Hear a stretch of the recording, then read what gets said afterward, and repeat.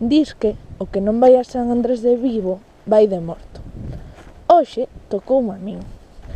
Son María Filomena e veño da Guerra dos Irmandiños. Como din ali onde estou eu, pois parece que teño que vir aquí.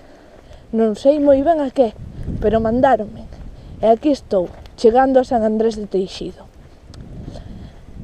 Morrín porque no ano 1969 os cabros dos señoritos matáronme.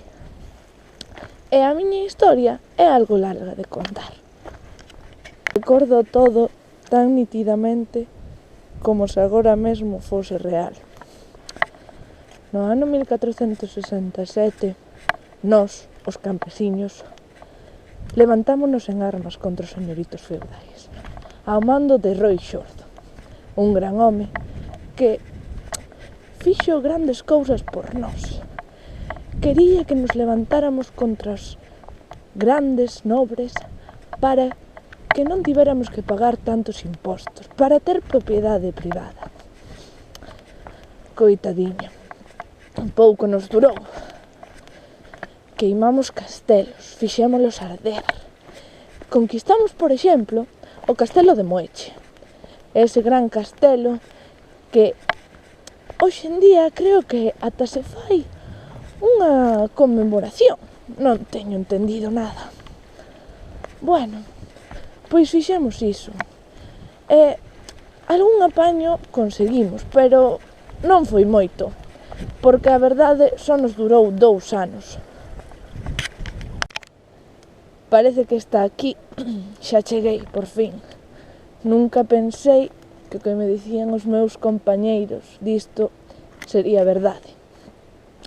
Aquí estou, de morta, pero estou orgullosa de haber feito todo o que fixen, de loitar polo meu pobo.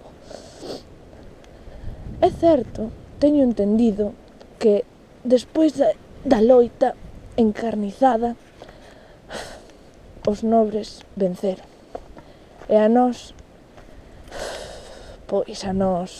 toucounos someternos outra vez 15 séculos máis. 15 séculos de opresión e outros que quedarán. Ai, Dios mío, que mo diría a min? Chegáronme noticias de que a todos aqueles que loitamos, os que non morreron, fixéronnos a todos reconstruir cada castelo que se tirou, cada castelo que se intentou conquistar e conquistouse, tívose que reconstruir, peza por peza, pedra por pedra, ata o máis alto. Putos nobres de merda. Nunca pensaría eu que iba a rematar así, pero foi por unha boa causa.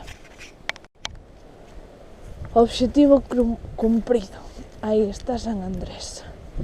Algúns cumprimos os obxectivos de mortos e de vivos, que a min paréceme que é bastante digno de admirar, como a nosa historia, a historia galega, que aínda que parezca que non, nós tamén loitamos.